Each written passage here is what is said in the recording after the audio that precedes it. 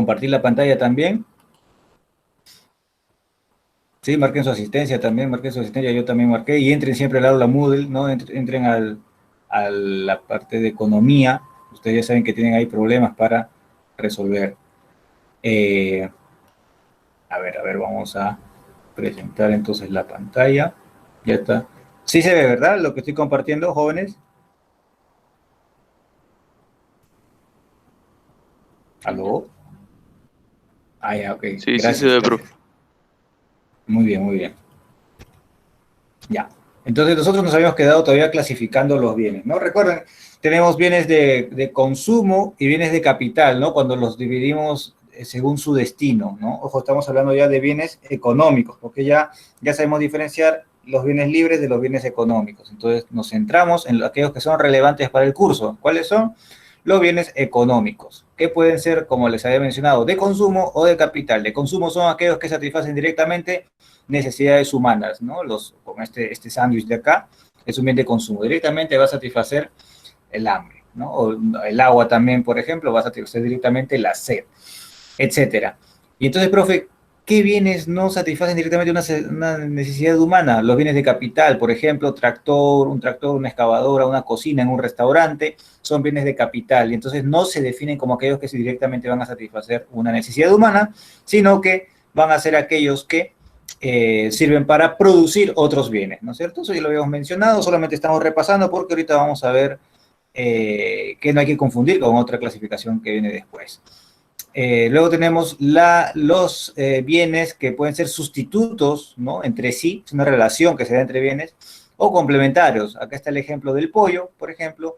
Tenemos que en un plato nos ha servido pollo, una buena pierna de pollo, entonces no le vamos a agregar carne de res, pescado, ¿no? Ya mucha proteína, ¿no? Seremos muy carnívoros, pero es mejor dos piernas de pollo que pierna y pescado, ¿no? Entonces, entonces por eso son bienes sustitutos. Y más bien por el contrario, claro, ¿no? Si es que ya tienes dos piernas, no le vas a poner ya tres piernas de pollo, ¿no es cierto? Sino que ya le agregamos, ¿qué cosa? Papa frita si quieres, sancochada, ¿no? Entonces ya me está dando hambre.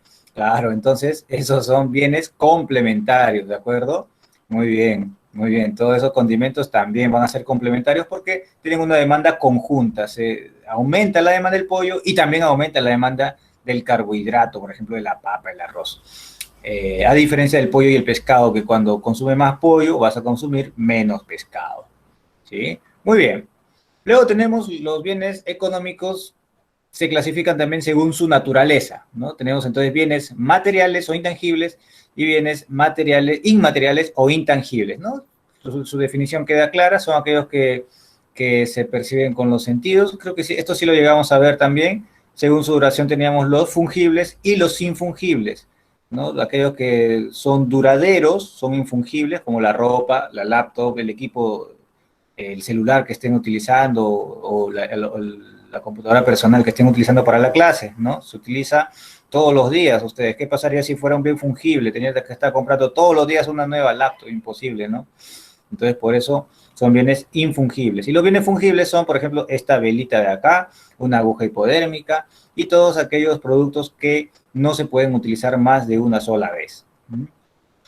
Y acá viene la parte, ¿no? Ya lo había mencionado, pero vamos a hacer el énfasis en que tenemos los bienes, según su elaboración, podemos tener los bienes intermedios y por otra parte los bienes finales.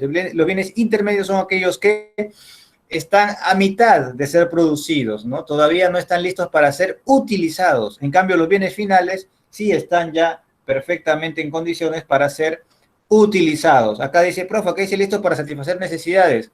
Ok, si nos referimos a un bien final de consumo, entonces vale, ¿no? Pero ojo, no vayan a decir, es un bien de final, entonces es un bien final, entonces es un bien de consumo. No, ¿ok? Hay bienes finales de consumo, bienes finales de capital, ¿cómo lo ven acá? El tractor, esta excavadora, esta cocina, son bienes finales, pero de capital. Este sándwich de acá, ya terminado, es un bien final de consumo, ¿ok? Y los bienes intermedios son aquellos que todavía están elaborándose, ¿no? Todavía no han terminado. Y entonces también podemos tener acá bienes intermedios, ¿no? Ya sea de consumo de capital, la hamburguesa que está ahí, la lechuga, el tomatito, el pan solo del sándwich, la mayonesa por sí sola, ¿no? Van a ser insumos y de un bien final, de un bien de consumo, ¿no? Claro, cuando ya esté todo en conjunto, ya va a ser un bien final. Y también la llanta, las tuercas, los pernos de la excavadora también son bienes intermedios. Muy bien. Luego tenemos según su aspecto legal, ¿no? Ya según su aspecto legal podemos encontrar los bienes muebles o los bienes inmuebles, ¿no? La forma intuitiva de distinguirlos es porque los bienes muebles pueden ser trasladados fácilmente, en cambio los bienes inmuebles no pueden ser trasladados fácilmente. Por ejemplo, ¿no? Una casa no se transporta así nomás de manera fácil, sin ser desensamblada, ¿no? A menos que sea una casa rodante, claro, ese es otro tipo, ¿no? De bien, que es un bien mueble, un auto, y etcétera, ¿no? La mayoría de bienes que ustedes puedan ver por acá es un bien mueble. En cambio, una casa, un barco, por ejemplo, también es un bien inmueble. Profe, pero el barco sí se mueve, ¿cómo así es un bien inmueble? Sí, lo que pasa es que vean acá, ¿no? Pongo énfasis en eso, es un criterio legalista. Los abogados van a decir cuáles van a ser bienes muebles y cuáles bienes inmuebles, ¿no? Esto ya tiene que ver con un criterio de si se puede hipotecar o no, si es algo que lo puede tener como garantía, ¿no? De algún préstamo. Entonces, por eso se maneja no siempre de la forma intuitiva. En China movieron un edificio con muchas gatas hidráulicas. ¿Qué sería eso? Claro, bueno, ya sería un bien mueble en alguna medida, ¿no? De hecho, ya les he mencionado, ¿no? Que en ciencia no vamos a ver prácticamente nada dicotómico. Todo es matizable en alguna gran medida, ¿no? Entonces, está muy bien que se formulen esas preguntas. Muy buena, muy buena. Luego tenemos según su relación con el ingreso real del consumidor, entonces, acá sí, concentrados acá, ¿no? Estamos relacionando el ingreso no de la universidad, el ingreso del consumidor con la demanda, ¿ok? Ahorita, ¿por qué hago énfasis en esto? Porque vamos a ver en algún momento otra clasificación que parece y muchas veces causa confusión, ¿ya? Entonces tengan en cuenta, ingreso con demanda. Tenemos entonces los bienes normales. Los bienes normales son aquellos cuya demanda varía en relación directa con el ingreso, de manera que cuando aumenta el ingreso, aumenta la demanda. Pero no solo eso, ojo, si es un bien normal, la demanda en la que se incremente la demanda en la que se incremente este producto va a ser en un porcentaje igual o menor que el aumento del ingreso, ¿ya? Porque si este aumento en la demanda, este aumento proporcional, porcentual de la demanda es mayor que el ingreso, como en este caso el segundo, hablamos de bienes superiores, ¿ok? Y entonces nos referimos por eso a aquellos cuya variación de la demanda proporcionalmente es mayor a la variación del ingreso, ¿ya? Y de esta forma tenemos a las joyas, por ejemplo, ¿sí? Y entonces con esto ya hemos agotado dos posibilidades. Bueno, que viene a ser una en realidad, una en general, que es que hay una relación directa entre ingreso del consumidor y demanda, ¿no? De un producto. Ahora, les anticipo, ¿no? Puede haber una relación inversa, es decir, que aumente la demanda que aumente, perdón, el ingreso del consumidor y disminuya la demanda. ¿Se les ocurre algún bien en el que pueda ocurrir eso o es imposible? ¿No? Porque la intuición puede decir, profe, si aumenta mi ingreso, si aumenta mi sueldo, el ingreso del consumidor, entonces voy a consumir más de todo, un poco más de todo al menos, o mínimo, me quedo igual en algunos productos y consumo más del resto, ¿no? Entonces, a ver, ¿se les ocurre alguna idea? ¿Qué productos son aquellos que tienen esta relación de que cuando aumenta el ingreso del consumidor, disminuye nuestra demanda por esos bienes? Nada, no se les ocurre. ¿Aló? Universidades estatales, no, en absoluto, en absoluto. Miren, vamos a ver, a eso se le llama bienes inferiores, ¿ya? Lo que les he mencionado ahorita son bienes inferiores, son aquellos que cumplen que la variación de la demanda es inversa a la variación del ingreso. Por ejemplo, la menudencia, el transporte público, la margarina, ropa de segunda mano, son bienes inferiores, se les llama. ¿Por qué? Porque fíjense, si todavía no les parece muy creíble, ustedes pónganse en el supuesto de que a partir de mañana empiezan a ganar 1.000 soles diarios, 1.000 soles diarios. Entonces, Entonces, yo les pregunto, ¿se les va a pasar por la cabeza tomar el metropolitano? ¿Se les va a pasar por la cabeza tomar el tren, una cúster, una combi? Ya no, en absoluto. Van a tomarse su taxi, o de repente el más listo ya directamente se compra el crédito su auto, su moto. Entonces, el transporte público, claro, ¿no? El transporte público, por eso, pues sería parte de esta clasificación, ¿no? De los bienes inferiores. La ropa de segunda mano, si aumenta el ingreso de las personas, ¿no? Ya no van a comprar en absoluto ropa de segunda mano, no van a comprar margarina. ¿Conocen la diferencia de margarina, mantequilla? Ya un poco de panadería, cuestiones, digamos, de casa, tienen que saber, porque en el examen puede venir, puede venir, fulanito compró tanto de margarina, y tú ya sabes, margarina bien inferior.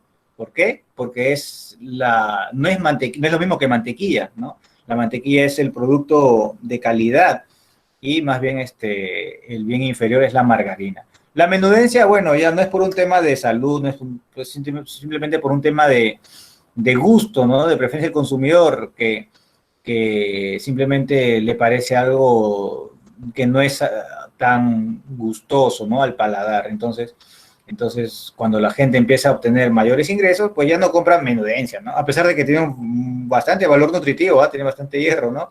Pero la gente normalmente la deja de lado y empieza a comprar más pechuga, pierna, etcétera. Exacto, exacto, muy bien, Saray, exacto. La margarina es como un reemplazo barato de la mantequilla, ajá. Así como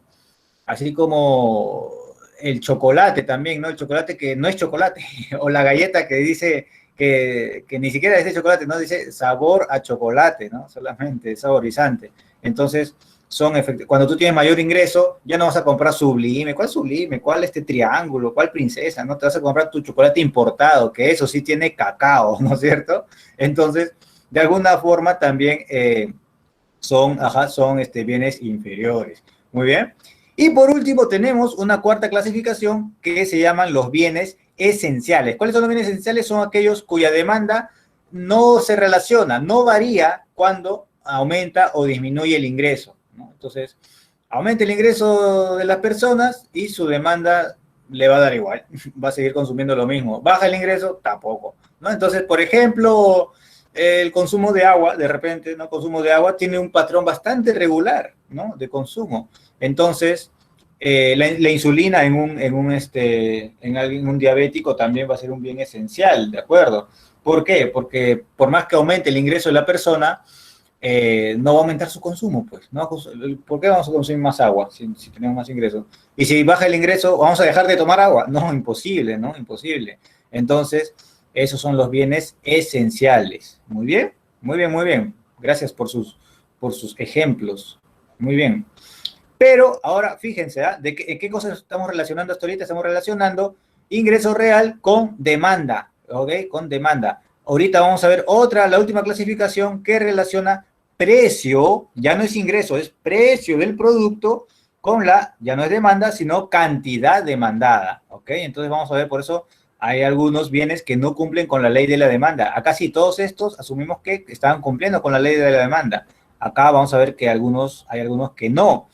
¿Ya? Entonces, la ley de la demanda establece que cuando aumenta el precio de un producto, disminuye no su demanda, sino su cantidad demandada. ¿Por qué? Porque cuando se hace más caro un producto, entonces compramos menos simplemente. Cuando se hace más barato, compramos algo más. Entonces, esa es la ley de la demanda. Muy bien, muy bien. Entonces, pero esto se cumple para los bienes que llamamos ordinarios, normales, ¿ya? Van a haber hay dos tipos de bienes que no cumplen con esta ley de la demanda. Uno de ellos es el bien Giffen. Se denomina así aquellos bienes que son muy inferiores y por lo tanto no cumplen con la ley, con la relación inversa entre, ojo, precio y cantidad demandada. Ya no es ingreso con demanda, es precio con cantidad demandada. Y tenemos en realidad ejemplos muy contados e incluso muy discutibles. Hay economistas que niegan la existencia de bienes Giffen y lo atribuyen a otros fenómenos, ¿ok? Y dicen más bien es una clasificación teórica, simplemente algo así como sus infinitos niveles de energía y sus niveles de energía en química, ¿no? Entonces el bien Giffen vendría a ser algo como una clasificación también teórica. Pero bueno, según los que afirman que sí existen, acá está, ¿no? El ejemplo, por ejemplo, la papa en Irlanda, pero no la papa de siempre, de todos lados, la papa en Irlanda y no de todos los tiempos, sino la papa en Irlanda durante la hambruna del siglo XIX. Y es que en esos momentos, en momentos críticos de hambruna, por ejemplo, es que aumenta, ¿no?, la probabilidad de encontrar algún bien Giffen, pero tiene que ser bien estudiado para determinar si lo es efectivamente o no. Y por otra parte tenemos los bienes Veblen, que son todo lo contrario, son más bien bienes muy superiores, ¿ya? Se denominan así aquellos bienes superiores que no cumplen con la relación inversa entre el precio y la cantidad demandada. Por ejemplo, las antigüedades, ¿no? Alguien tiene una antigüedad y no la compra, pues, más que por otro motivo que porque vale en el mercado, porque tiene un precio alto, ¿no? Entonces, por eso la gente compra antigüedades, porque su precio es alto, cuanto más caro, entonces más lo quiere comprar. Luego, por ejemplo, las pinturas de arte abstracto, de repente, ¿ustedes han visto esas pinturas de arte abstracto? A veces no se entienden bien, ¿no? Parece que al pintor se le chorreó un poquito de pintura por aquí roja, por ahí una línea azul, el pincel lo pasó así nomás, ¿no? Espolvoreó acá un poco de pintura verde, ¿no? Y eso lo ponen en el mercado. No, a veces puede deberse a la ignorancia de uno, que no es un crítico de arte, ¿no? Pero también hay de todo, ¿no? Hay de todo. El caso, lo que queda claro en economía es que cuando va al mercado y sea de la calidad que sea esta pintura, tenga o no tenga realmente un significado, si lo ofrece a 50, 100 soles, no, chao, a tu casita nomás, eso no debe valer mucho, de repente no tiene ni significado. Pero si el mismo cuadro lo empieza a ofrecer a 5.000 soles, 10.000 soles, entonces la gente del toque, mira, debe tener algún significado. Y por más que no lo tenga, ahí encuentra a ver algún patrón, algún significado, alguna interpretación, ¿no? Entonces se hace se antoja más, ¿no?, la demanda a poder comprar este bien, por más que el precio es mayor, ¿no? Aumenta el precio y aumenta también su cantidad demandada. Cuanto más caro, más exactamente, ¿no? Exactamente. O bienes lujosos, bienes que simplemente por la marca, ¿no?, por el hecho de ser una marca cara, también van a querer ser comprados. Otro ejemplo de bien Giffen. Bueno, en realidad yo soy uno de los escépticos atribuyen, ¿no?, aparente aparición de bienes Giffen más bien a un cambio en la demanda y no en la cantidad demandada. Nosotros les estamos dando este ejemplo, pero por ahí alguien ha mencionado algún bien en Cuba, otro bien en China, pero es todavía un debate, ¿no? Es un debate y como les mencionaba, muchos economistas van a negar que existan los bienes Giffen, van a atribuirlo a algún error metodológico o simplemente a que es una clasificación teórica, ¿de acuerdo? Bueno, pero vamos a ver de todas maneras qué cosa es lo que se afirma, no qué condiciones debería, si es que existiera, bajo el supuesto que existieran los bienes Giffen, qué condiciones deberían cumplir. 3 condiciones para los bienes Giffen. Tiene que ser, primero, un bien inferior. Segundo, debe tener muy pocos o ningún bien sustituto. Y tercero, tiene que ser un bien que represente una parte importante del presupuesto. ¿Ok? De manera que vamos a suponer que la papa en Irlanda, en esa hambruna del siglo XIX, era un bien Giffen. Entonces, ¿se cumplía que era un bien inferior? Bueno, estaba en una época de hambruna, era un bien esencial, la papa, la alimentación, entonces sí, era un bien inferior. Además, había escasez de sustitutos, ok, sí, o sea, simplemente ellos no podían, no tenían mayor cosecha. ¿Qué cosa hacían? Importar papa.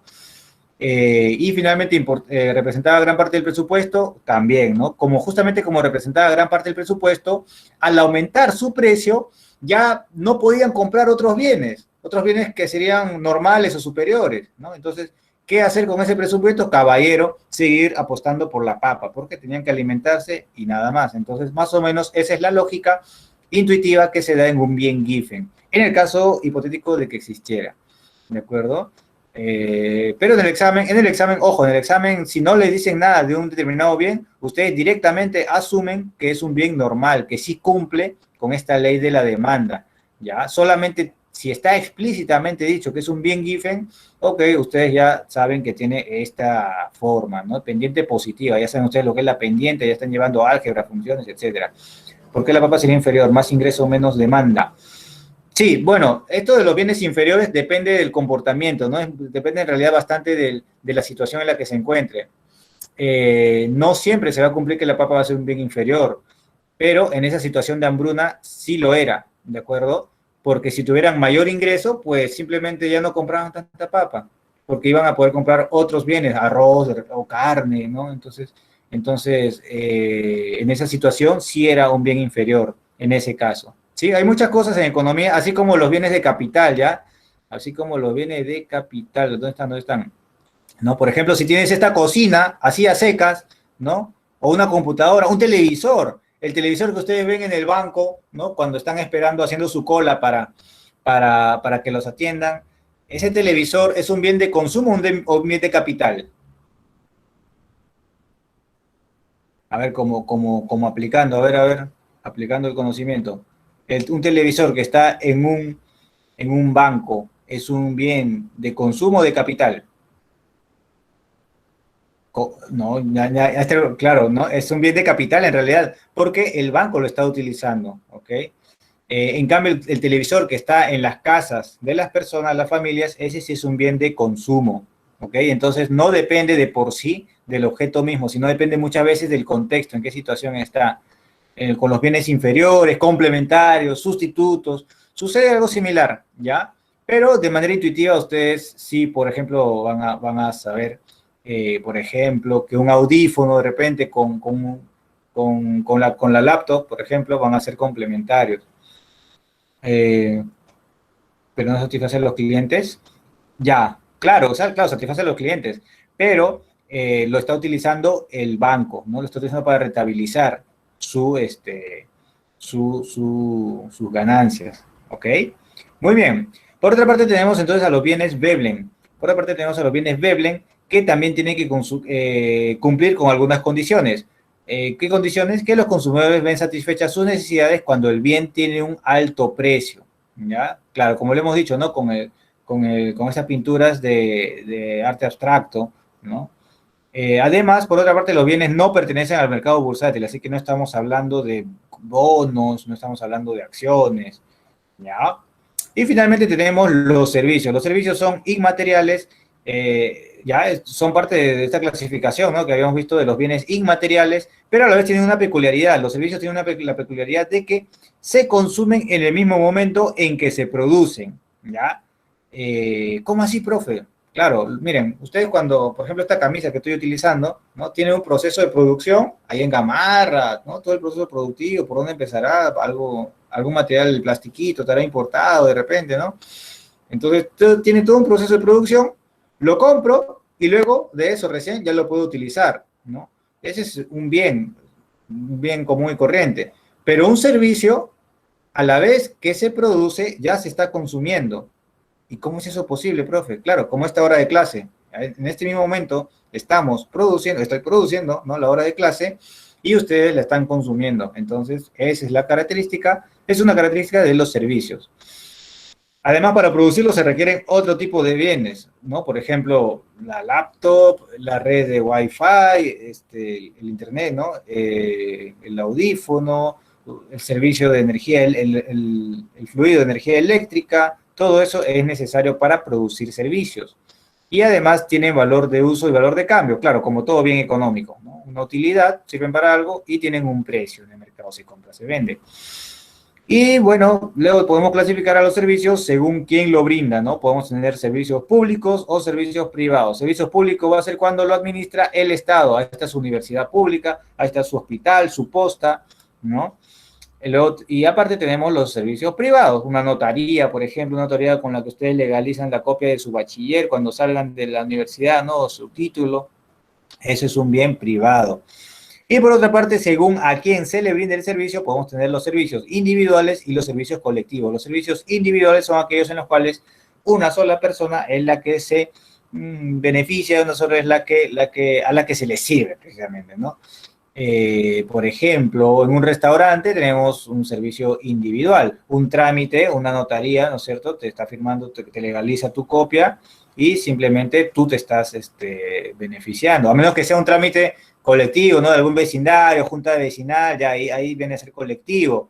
Una clase, como sea presencial o virtual, pero una clase como esta de la CEPREUNI, tenemos, ustedes son varias personas, son todo un colectivo y entonces es un servicio colectivo. Muy bien. A ver, vamos a ver rápidamente acá. Dice, los circuitos integrados, tornillos, baterías y demás componentes de diversos dispositivos electrónicos no son utilizables por sí solos porque no constituyen un producto listo para consumir. Esto indica que son bienes ¿de qué tipo? Directo, ¿no? Sencillito. Muy bien, son bienes intermedios. No vayan a confundir, no vayan a decir que es B, por favor. Es un bien, son bienes intermedios, no son complementarios, ¿ok? No son complementarios. Muy bien, muy bien. Muy bien, facilito. Muy bien, acá ya en esta modalidad youtuber, ustedes ya saben, cuando dije modalidad, ya ustedes sabían que iba a decir eso, ya le tomaron captura de pantalla y listo. Gracias, chau, chau. No, todavía falta vamos a completar con la semana 4. Uy, ¿dónde está? Acá estás. Muy bien, se había perdido. Aquí están los factores productivos, es lo que toca, ¿no? Este es un tema bastante breve y de hecho ya lo hemos más o menos tocado desde la primera semana, ¿no? Ustedes recordarán, yo me acuerdo bien clarito, está precisamente en la diapositiva de la primera semana en la que hablamos de los problemas fundamentales, las preguntas fundamentales de la economía, ¿no? ¿Qué producir? ¿Cómo producir? ¿Y para quién producir? Ahí estaba listado. Bueno, estaban listados solamente 4. Ahorita vamos a ver que son 5 factores productivos, ¿de acuerdo? Y bueno, también para un poco para concatenar estos dos últimos temas, el anterior ha sido necesidades humanas, bienes y servicios, entonces nos damos cuenta que están un poco del lado del consumidor, ¿no? El consumidor es el que tiene necesidades humanas, el consumidor generalmente es el que va a comprar bienes y servicios, en todo caso los bienes y servicios de consumo, que son lo más prototípico, pensar en un mercado de bienes y servicios. Pero, ¿no? Desde ahora ya les voy adelantando, porque van a ver una pregunta, en algún momento se van a encontrar con una pregunta, y muchos se van a equivocar, pero este salón no se va a equivocar, porque se lo estoy adelantando, de que tomen en cuenta que hay un mercado de bienes y servicios, y por otra parte hay un mercado de factores productivos. Esa parte está un poco escondida, no está tan a la vista de nosotros, pero es importante, tiene su propio comportamiento y ustedes tienen que estar atentos cuando vean la pregunta, ¿no? A veces hay preguntas que están diseñadas para que el alumno diga algo como verdadero, porque lo ve en el mercado de bienes y servicios, que es el que nosotros normalmente acudimos, pero se está olvidando que también es posible que no tenga ese comportamiento, el mismo comportamiento con el mercado de bienes y servicios, porque existe un mercado de factores productivos, ¿ok? Entonces, vamos a ver entonces, ¿qué son estos factores productivos? Son elementos que la empresa va a combinar, ¿no? Va a combinar de manera adecuada para que le reporte la mayor productividad, la mayor rentabilidad. Y entonces tenemos 5. Tenemos 5 factores productivos y los clasificamos en 2, los factores clásicos y los factores modernos. Los factores clásicos son 3, naturaleza, trabajo y capital. ¿Por qué se le llama clásicos? Por justamente la doctrina clásica. Fueron aquellos de los que habló Adam Smith, David Ricardo, los clásicos, incluso Carlos Marx. Y poco antes de ellos también se hablaba solamente de estos 3, porque recuerden que ellos están ubicados en el siglo fines del 18, comienzo del 19, todavía en el 19 se seguía con esta tendencia positivista, ¿no? No positivista en el sentido de optimista, ustedes ya lo saben, sino que positivista desde el punto de vista filosófico, ¿no? Estudiar los objetos reales, aquellos de los que no se duda de su existencia, ¿no? Entonces tenemos aquellos que son bien concretos, recursos naturales, factor tierra, trabajo, obviamente existe, y factor capital, ¿no? También es bastante tangible, concreto. Y bueno, lo que decían, pues, los clásicos, ¿no? Y hasta ahora también se considera, es que el factor tierra es un factor pasivo. ¿Por qué? Porque los recursos naturales los encontramos en la naturaleza, pero ellos reciben una acción humana, justamente del trabajo, son transformados, ¿no? Entonces, por eso es un factor pasivo. En cambio, el factor trabajo es un factor activo, ¿no? El factor trabajo va a ser el que va a ejecutar una transformación en los recursos naturales. Y bueno, desde que el humano es humano, o incluso desde antes en el caso de la naturaleza, ya existían todos ellos dos, ¿no? Estos dos factores ya existían, por eso que hablamos de que son factores originarios, ¿de acuerdo? A diferencia del capital, que no es un factor originario, no es un factor que ha venido con la especie humana, sino que ha sido derivado, ha sido diseñado de algún modo. Nadie va a encontrar por ahí un tractor ya armadito, nadie va a encontrar una máquina ya hechecita espontáneamente en la naturaleza, ¿no? Profe, pero con la entropía, que la ley de probabilidad, siempre hay una pequeña posibilidad de encontrar. El cerebro de Boltzmann, profe, ya, bueno, es muy poco probable, son cuestiones bien teóricas, ¿no? Que en la práctica no se dan. Y además el capital es un factor auxiliar, porque es como una extensión de las capacidades humanas, ¿no? Facilita el trabajo humano. Entonces es un factor auxiliar. Y por otra parte tenemos los factores modernos, que ya se caracterizan justamente porque no son tan materiales en el sentido de que representen alguna masa, energía, ¿no? Simplemente son aspectos, aspectos inmateriales en gran medida, ¿no? Por ejemplo, la empresa es el factor organizador. Justamente este factor es el que se encarga de ordenar a los demás factores, de hacer que el ingeniero tenga su casco, que el obrero también tenga su arnés, que el contador tenga su computadora, su escritorio, y evite cualquier confusión, cualquier, ¿no? Incentive, promueva a que la empresa tenga la mayor eficiencia, las mayores ganancias. Y esto es muy importante, es crucial y es algo que no lo habían visto los clásicos, pero ahora sí se toma en cuenta porque dos empresas con los mismos recursos en la misma situación pueden tener resultados muy distintos, ¿no? Imaginen, pues, un empresario que sabe cómo hacer que cada uno tenga sus herramientas adecuadas. En cambio, a diferencia de otro empresario, en cuya organización el ingeniero termina clavando clavos, el carpintero termina en la computadora sacando cuentas y el contador termina cepillando la madera, ¿no? Entonces sería algo irracional, ¿no? Si la empresa quiere maximizar sus beneficios, entonces va a tener que organizarlo bien, ¿ok? No estoy seguro a qué te refieres con eso, con ese comentario. En todo caso, yo creo que ese candidato tiene cierta habilidad para negociar, ¿no? En realidad ha podido negociar incluso con el propio Fujimorismo en la época de la huelga que hubo de magisterio, ¿no? Entonces, las habilidades no solamente se miden por títulos, que los tiene, de hecho, sino por simplemente las habilidades, ¿no? Las destrezas, habilidades que tengan en la práctica las personas. Y finalmente tenemos entonces al quinto factor moderno, que es el Estado, ¿no? Se le llama factor regulador. ¿Por qué? Porque emite normas para que, se supone, para que la sociedad se maneje de la manera óptima, ¿no? O sea, que las empresas tengan la mayor rentabilidad posible, los individuos tengan el mayor bienestar posible y por lo tanto se pueda, pues, tener un ciclo, un proceso económico bastante armonioso y estable, ¿no? De manera que, por eso es que si el Estado no impone, no lo pone como norma, que los trabajadores que tienen algún trabajo de riesgo tengan que llevar, la empresa esté obligada a darle su casco, su arnés, su EPP, ¿no? Su equipo de protección personal. Si no fuera por el Estado, entonces la empresa no lo haría, así de simple, no lo haría, y entonces a cada rato estaría ocurriéndose accidentes laborales, que se dan en la realidad y sería mucho peor si el Estado no tuviera estas reglas, ¿no? Y de hecho muchas veces falta fiscalización. Por otra parte, también el Estado debe regular los ISOs, de repente, los estándares internacionales. Ustedes como ingenieros van a conocer estos ISOs, ¿no? Los estándares ISO 9001, ISO 14001, que son formas en que la empresa puede decir, mira, yo tengo este certificado y entonces es una señal en el mercado de que yo soy una empresa de calidad, ¿no? Entonces el Estado justamente va a estar observando todo eso como factor regulador que es.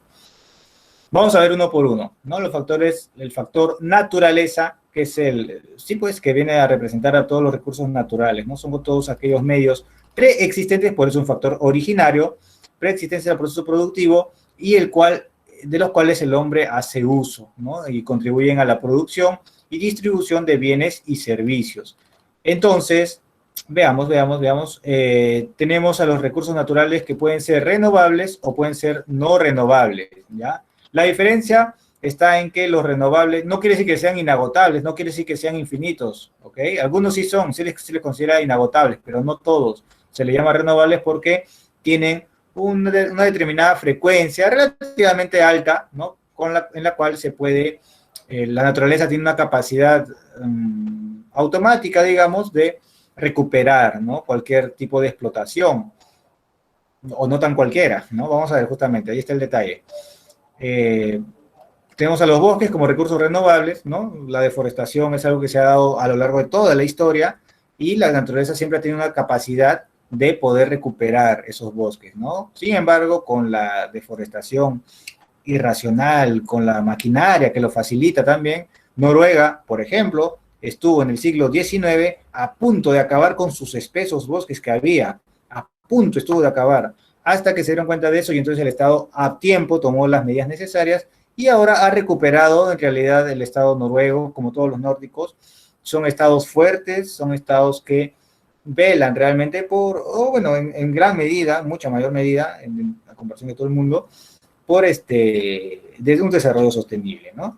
Luego tenemos el agua, también es un recurso renovable, porque también tiene su ciclo, ¿no? Ustedes ya desde el colegio ven esto, que el agua llega al mar, se evapora, va por las nubes, regresa por los vientos, regresa a las altitudes, las montañas, y se forman los ríos. Entonces, ahí está, el agua es también un recurso renovable, pero si se hace un uso irracional del agua, si empezamos a consumir toditito, probablemente nos quedemos por lo menos algunos meses sin agua, y eso sería completamente fatal, ¿no? Entonces, hay que tener en cuenta eso, ¿no? Pero, profe, después de unos meses, años, otra vez regresaría a su ciclo el agua. Sí, cuando ya se haya muerto de sed una gran parte de personas, ¿no? De hecho, siempre hay alguna escasez en alguna parte del mundo, ¿no? Luego tenemos el viento. El viento sí es un recurso inagotable, ese sí, ¿no? El viento es tan fácil de producirse, de hecho, solamente basta con que haya diferencias de presión, temperatura en la atmósfera, y entonces el viento va a estar siempre corriendo. Ustedes ya lo saben por química, por física, ¿no? Ya no hay necesidad de aclararles mucho. Los peces, en el Perú, por ejemplo, la anchoveta en el año 98 estuvo a punto de ser exterminada, ¿no? La corriente del Humboldt, que es la corriente fría, es la que nos aporta toda esta cantidad grandísima de anchovetas, estuvo a punto de ser exterminada. ¿Por qué? Porque justamente se presume, ¿no? El empresario no es en realidad por sí mismo racional en un sentido global, es racional en la medida en que el Estado se lo permita, ¿no? Pero justamente en ese año el Estado tuvo que imponer cuotas, ¿no? ¿Qué son cuotas? Son volúmenes máximos de pesca, porque si pescaban más allá de la cuenta, ya no iba la anchoveta a poder reproducirse. De hecho, le hicieron un daño, ¿no? Ya tuvo una época en la que no hubo muchas anchovetas. Entonces es un recurso renovable, pero no quiere decir que sea inagotable. Luego tenemos la radiación solar. Sí, la radiación solar, eso sí, se puede considerar fácilmente un recurso inagotable, ¿no? Nadie hace nada para que el sol esté irradiando constantemente la energía. Entonces la energía también es un recurso renovable siempre que hablemos de energía eólica, energía del río, ¿no es cierto? Y energía solar. Pero ¿qué pasa si hablamos de energía del petróleo, energía eléctrica que proviene del petróleo de repente, calefacción, o energía de los combustibles, de los carros, ¿no? Gas natural vehicular? Ahí ya estamos en el campo de los recursos no renovables, ¿no? Entonces se caracteriza justamente porque ellos, su periodo de formación es realmente gigantesco, ¿no?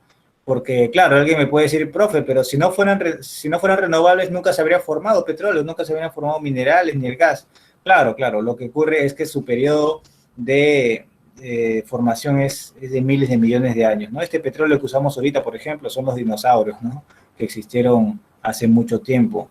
Allá, profe, entonces los cementerios vamos a poder encontrar petróleo dentro de muchos años. Bueno, si es que el humano sigue vivo, si es que sigue existiendo humanos para dentro de miles de millones de años, de repente, ¿no? Luego tenemos los minerales también, tienen ese periodo de formación también muy extenso, y los gases, gas natural, ¿no? Entonces, ya, eso ha sido el primer factor, ya, factor naturaleza, factor tierra también se le llama.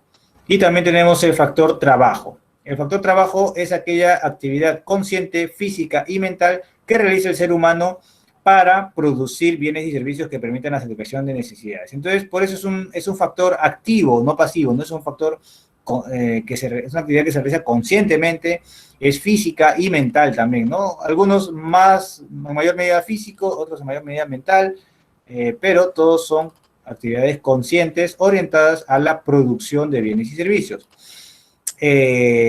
Muy bien, entonces, el factor trabajo, asociados al factor trabajo tenemos varios conceptos, ¿no? Bueno, de hecho, hay un mercado de tierras, hay un mercado de trabajos, en general no hay mercado de factores, como les decía hace un momento. Y en el mercado de factores, ¿cuál es el precio? A ver si yo les pregunto, ¿cuál es el precio del factor trabajo en su mercado, en el mercado laboral? ¿Alguien tiene una idea? ¿Cuál será el precio del factor trabajo? De hecho, está en la diapositiva, pero ahí está, ¿no? Anthony Utrungo, muy bien, ha dado en el clavo, ha dicho que es el salario. Efectivamente, ¿no? El salario es producto de esta negociación entre lo que el trabajador quiere cobrar con lo que la empresa quiere pagar, ¿no? Si no, en todo caso es el salario mínimo, ¿no? Que es el impuesto por el Estado. Y ahí justamente ese precio es el que está regulado de algún modo por el Estado. Eh, eh, y esto se da en prácticamente todos los países. Profe, ¿hay alguna excepción? Suiza, por ejemplo, no tiene un salario mínimo, ¿no? Ahí sí. Entonces, cuando les hablan de control de precios, por ejemplo, nos referimos generalmente al mercado de bienes y servicios, ¿no? Pero en realidad sí hay un control de precios en los mercados de factores productivos. Por eso tiene un comportamiento peculiar muchas veces, ¿no? Y está bien que haya ese, eh, ese control, ¿no? En el salario. Y entonces obtenemos lo que es, a ver, el concepto del salario nominal. ¿Qué es el salario nominal? Es el salario de una persona expresado en unidades monetarias. Entonces ustedes, por ejemplo, cuando salgan de la universidad, de repente su primer salario de repente va a ser, no sé, por ser un poco optimista, 3.000 soles, ¿ok? Entonces, eso, 3.000 soles, es el salario nominal, porque está dado en unidades monetarias, ¿no? El salario real, en cambio, está dado por la capacidad adquisitiva, por lo que te permite comprar ese salario nominal. De manera que, para simplificar las cosas, si el salario nominal fuera de 10 soles y eso alcanza para comprar 50 panes, entonces el salario real es de 50 panes, por ejemplo. ¿Ya? Esa es una forma de expresar el salario real. Se da según la capacidad adquisitiva. Luego tenemos el salario mínimo legal. ¿Ya? El salario mínimo legal es aquel que impone el Estado como un salario del cual ninguna empresa puede o debe bajar, ¿no? Porque si baja, estaría infringiendo la norma, estaría dentro del mercado informal. Y de hecho, por eso está la SUNAFIL, ¿no? Se supone que está por eso la Superintendencia de Fiscalización Laboral para regular ese aspecto. Y el salario mínimo legal, ojo, así como la SUNAFIL, están asociados al Ministerio de Trabajo.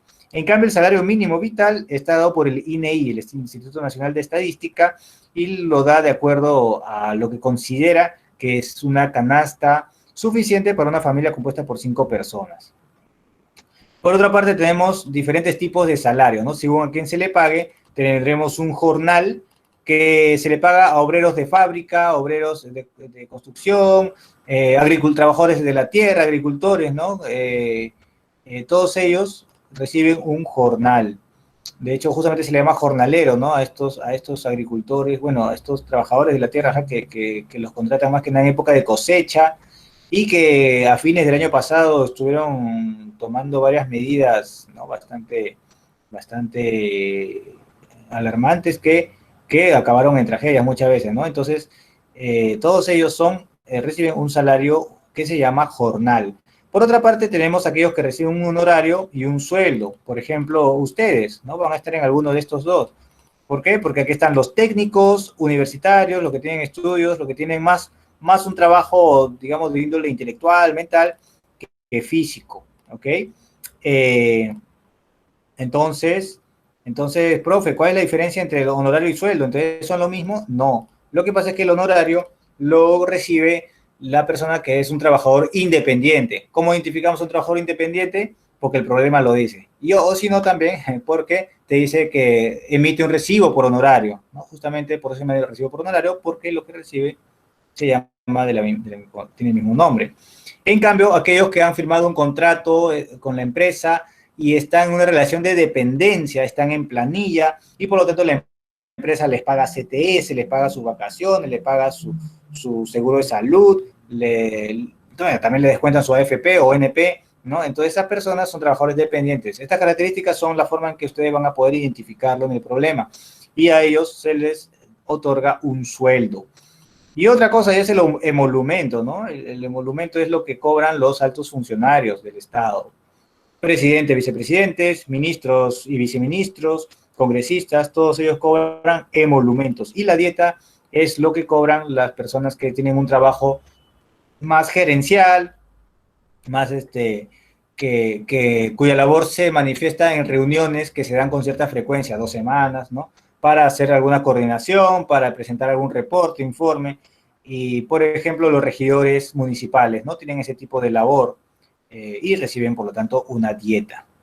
Vamos a ver ahora la clasificación de la población en edad, la población total, ¿no? La población total en términos laborales, ¿ya?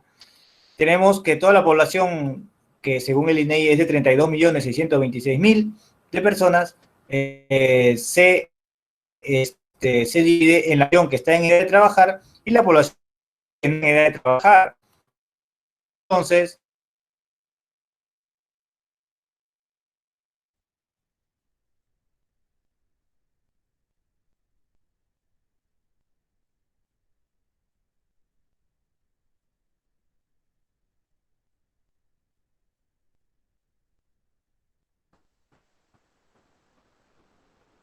aló, creo que hubo un problema. A ver, le pido su confirmación, a ver si se escucha, se ve.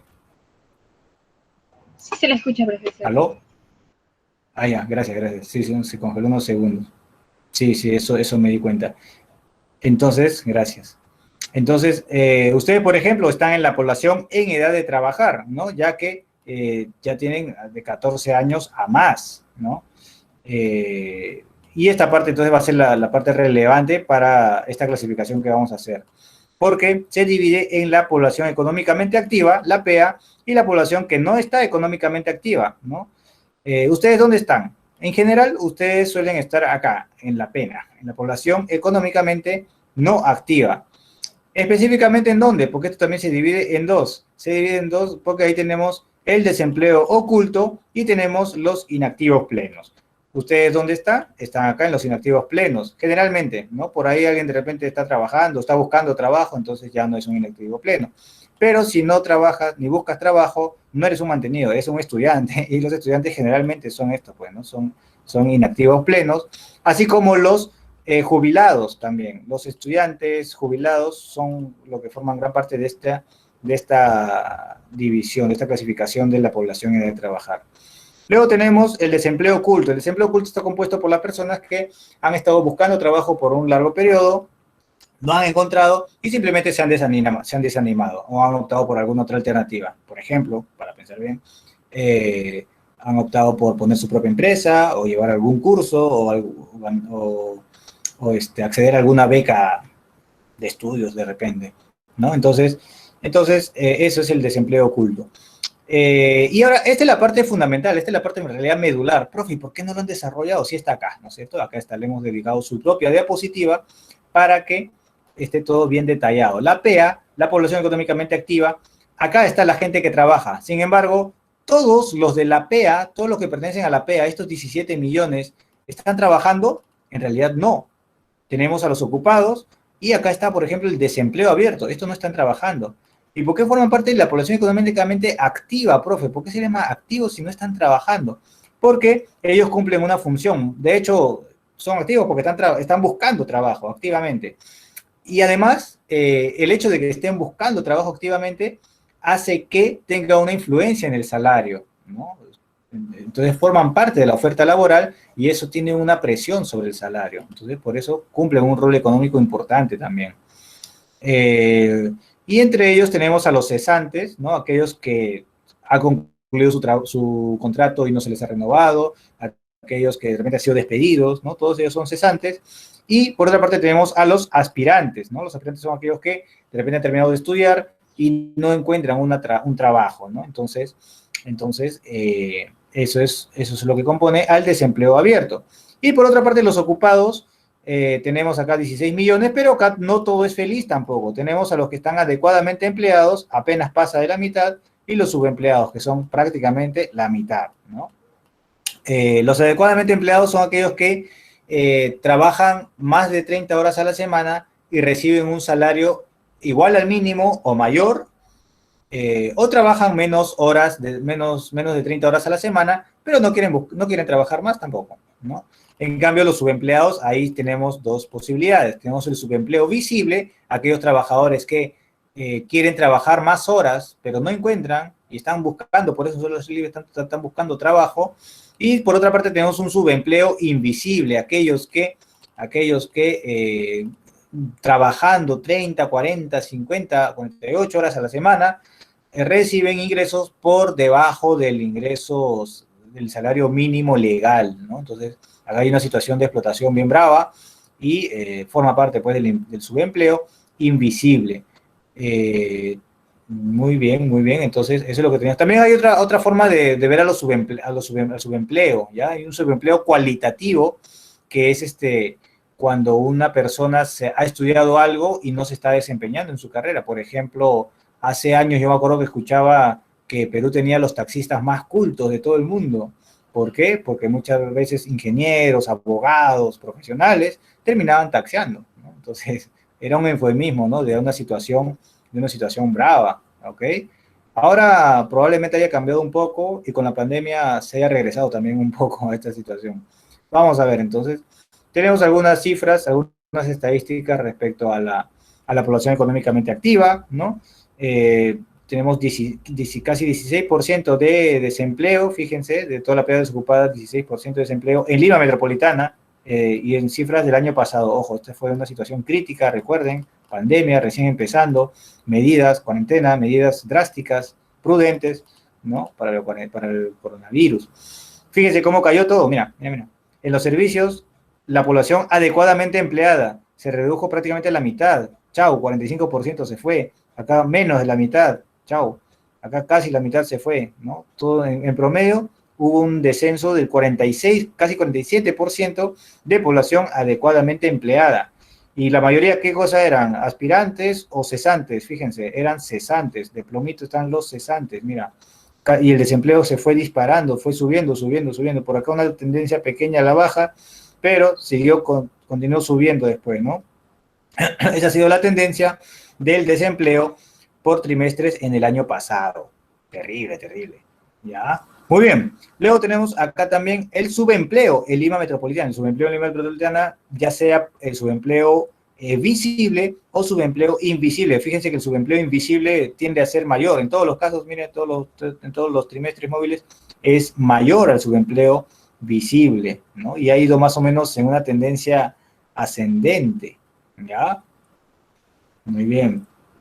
Acá fíjense también, ¿qué es lo que podemos ver de relevante acá? Del primer trimestre del 2020, cuando de la pandemia todavía no era visible, ¿no?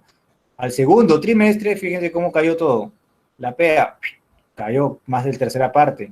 La porción, la PEA ocupada, fíjense, cayeron en 6.214.000 de personas, mírense, una caída tremenda.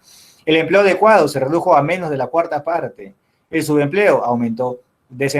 Subempleo aumentó, desempleo también aumentó. Entonces, esas son algunas de las cifras.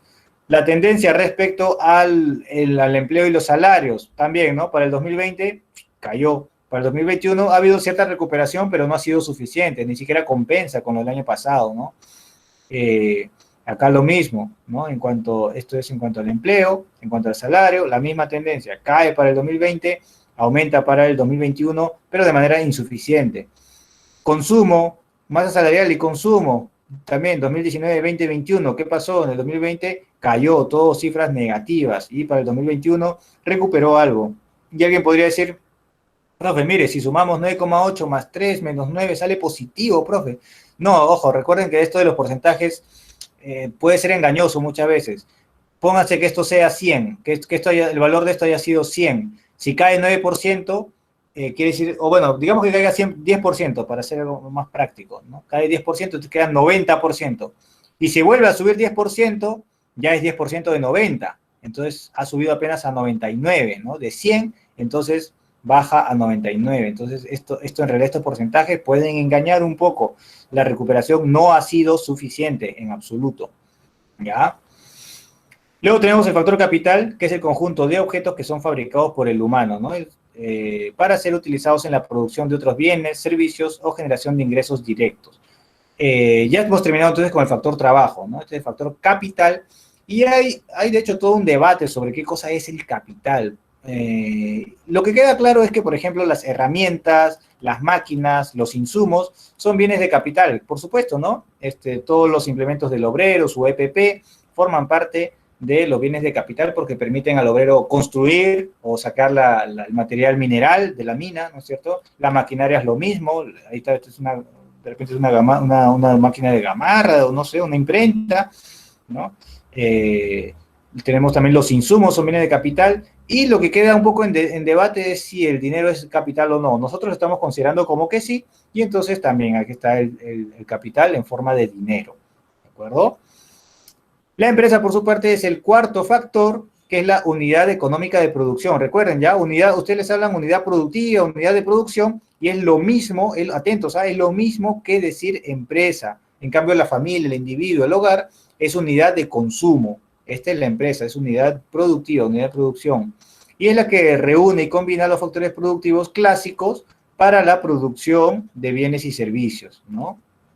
La empresa tiene un fin económico, que es proveer, ¿no? Proveer de bienes y servicios a la sociedad, pero a la vez tiene un fin mercantil, es decir, tiene como finalidad vender, ¿no? Vender estos productos, no los regala.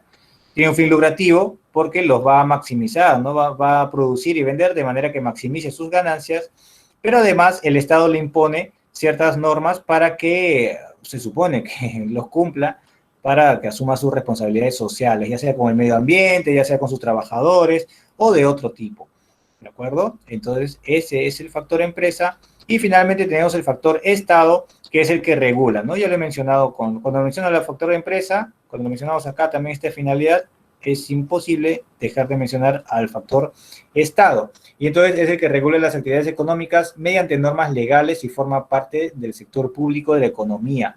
Tiene una función proveedora, que se trata de que brinda bienes y servicios a la población, ¿no? Pone carreteras, porque si no nadie las produciría, nadie las construiría. Pone postas, ¿no? ¿Por qué pone postas, por ejemplo? Porque una clínica nunca va a llegar pues al último pueblito de los Andes, ¿no es cierto? Nunca va a llegar. Entonces, alguien tiene que proveer de salud. ¿Quién es? El Estado. Es la función proveedora. Su educación de calidad y tal, su universidad, la Universidad Nacional de Ingeniería, ¿no es cierto? Es parte de la función proveedora del Estado, para que ustedes tengan acceso a la educación. También tiene una función estabilizadora, ¿no? Que procura mantener los indicadores estables. Tipo de cambio, por ejemplo, que ahorita está un poco sufriendo una pequeña convulsión, ¿no? Es parte de la función estabilizadora. También hay una función redistribuidora, ¿no? Que por años parece que nos hemos olvidado, y entre esta proveedora, proveer salud, redistribuir, parece que no se ha podido hacer en estos últimos 20 años o 30, ¿no? Entonces, por eso es que estamos viendo este clima político actual, ¿no? Bueno, entonces ustedes ya saben, ¿no? Que la función redistribuidora es la que genera acciones mediante las cuales se reducen las desigualdades, y que esto solamente ha estado aplicándose un poco en teoría nomás. Y finalmente tenemos la función reguladora del Estado, ¿no? Que se encarga de emitir normas legales para que las empresas, las diversas instituciones, toda la sociedad civil se lleve de la mejor manera, ¿no? Y bueno, todo eso está a cargo principalmente de quiénes, del BCR, el MEF y del Congreso de la República, ¿no? Muy bien, jóvenes, nos quedamos aquí. Ha sido un gusto poder darles esta clase y nos vemos la siguiente semana